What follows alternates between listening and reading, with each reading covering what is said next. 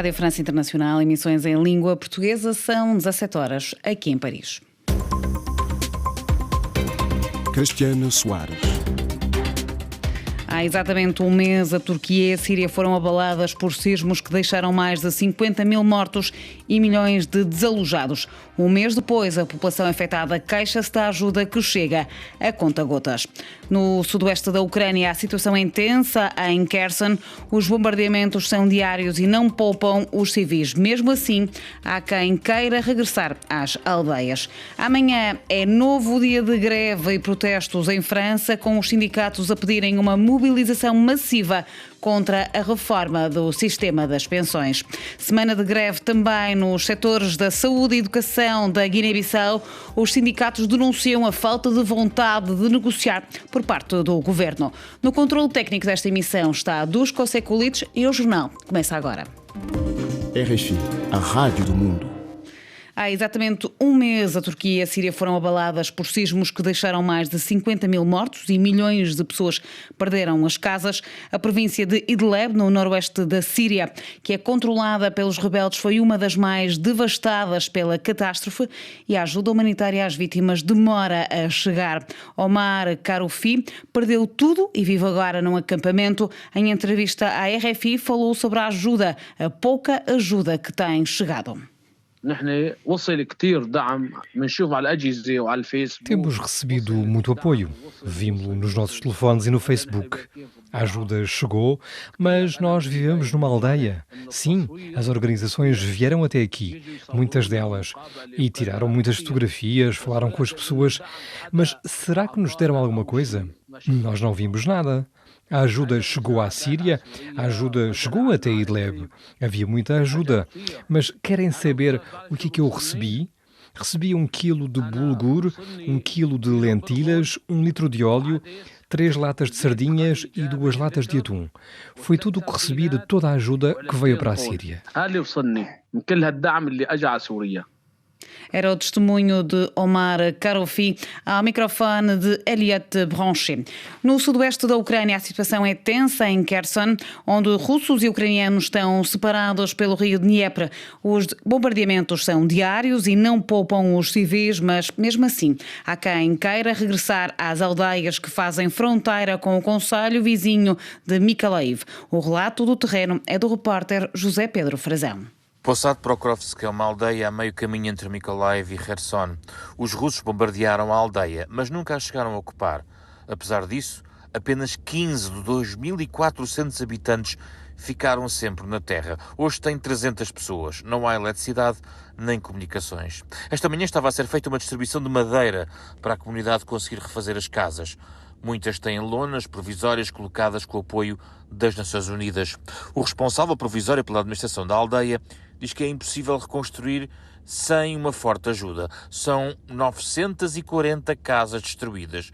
No final da semana vão chegar a 366 módulos de contentores para abrigar quem não tem onde dormir. É o caso de um grupo que encontramos no centro da aldeia. Eles têm estado deslocados na cidade de Mykolaiv, a cerca de 20 km, mas a reabertura de uma escola local obrigou-os a voltar a uma casa que não têm. Uma das mulheres desse grupo diz-me que também precisa de ajuda financeira, pois a pensão não chega para viver. Regressam para reconstruir a casa bombardeada pelos russos e com a esperança na vitória. É um retorno que está a acontecer sobretudo em Mykolaiv, contrastando com a cidade vizinha de Kherson, onde, apesar de ter sido reconquistada pelos ucranianos em novembro, a situação é muito tensa e não tem levado a regressos massivos de habitantes. De Kherson e Mykolaiv, para a RFI, em serviço especial, José Pedro Frazão. Amanhã é novo dia de greve e de protestos em França, com os sindicatos a pedirem uma nova mobilização massiva contra a reforma do sistema de pensões. Rafael Lucas, professor emérito da Universidade de Bordeaux, considera que os movimentos sociais se vão intensificar em França, mas perante um governo que não recua e parece determinado em aumentar a idade de reforma, gera-se resignação e também frustração entre a população. a mobilização vai continuar, se calhar vai agudizar-se, vai ficar mais intensa, vai intensificar-se. Mas, na mesma, acho que o governo não vai renunciar e provavelmente os grevistas e boa parte da população sente que não haverá uma mudança na vontade do presidente Emmanuel Macron. Então, acho que é uma espécie de resignação que vai aparecer. É uma resignação, mas também uma frustração. É uma frustração, é evidente, porque reparei na percentagem de rejeição dessa lei. Para mim, é devido aos erros de comunicação sobre o conteúdo e a necessidade também da lei. Isso também gerou imensa frustração, é evidente. Era Rafael Lucas, professor emérito da Universidade de Bordeus, em entrevista a Catarina Falcão. Semana de greve nos setores da saúde e educação também. Na Guiné-Bissau, os 4 sindicatos denunciam que o governo de iniciativa presidencial, liderado por Nuno Gomes Damião, não voltou à mesa negocial. Fim de citação. Mais informações com o nosso correspondente Moussa Baldé. É mais uma greve geral desta feita para 5 dias. Ioio João Correia, porta-voz da Frente Social que congrega os sindicatos do pessoal da saúde e os da educação, lamenta que desde novembro não tenha havido nenhum contacto com o governo para evitar as ondas de greves que têm fustigado a função pública guineense nos últimos 3 anos. O sindicalista explica os motivos desta nova greve. Em relação a esta greve, temos diferentes pontos e reivindicações. Porque, como sabem, em 2022 o governo tomou várias medidas, entre quais decidiu não admitir novos ingressos a nível da educação e de saúde, mas não só, também decidiu retirar mais de 1.000 profissionais de saúde do sistema público, ou seja, do setor público de saúde. E em relação a outro ponto tem a ver com as dívidas, subsídios de vela, de isolamento, subsídio de GIS também, porque é uma congregação dos sindicatos de educação e de saúde. Mas também temos uma questão em relação a nomeações que são feitas em relação aos diretores de serviços. A lei é clara nisso e mostra claramente que deve ser através de um concurso. Mas, infelizmente, nos últimos tempos, ou seja, nos últimos anos, temos vivido violações constantes deste regime.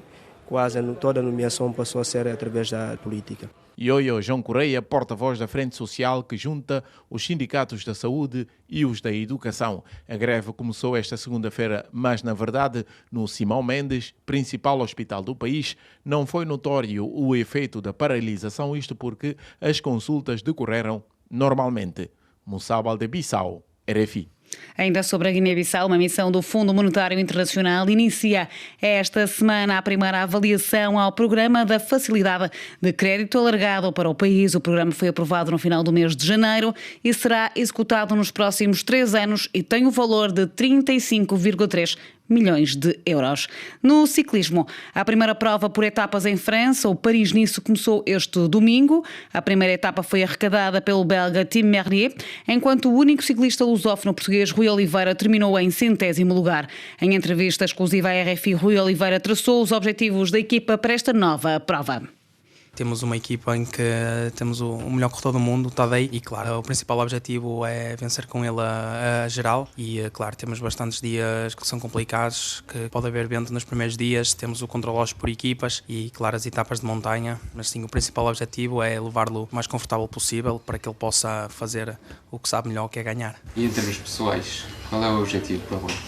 Estando aqui e tendo uma oportunidade nestes primeiros dias, vou tentar aproveitar. Temos outros corredores que também podem ir lá sprintar, mas eu estou numa boa condição física e sinto-me confiante e acredito que posso fazer um bom resultado em algumas chegadas. Como é que é um ciclista como o Tadej Pogačar? Bem, o Tadej posso dizer que é uma das pessoas mais tranquilas que já conheci, um dos líderes mais humildes, mais tranquilos que já conheci, porque não vejo pressão fora da bicicleta, uma pessoa muito tranquila, não mete pressão nos colegas para trabalhar, cada um faz o seu melhor e ele no final agradece sempre aos seus companheiros. Eu acho que isso mostra bem o que é um ciclista como o Tadej, mesmo já vencendo tudo o que já venceu, é um ciclista e uma pessoa 5 estrelas.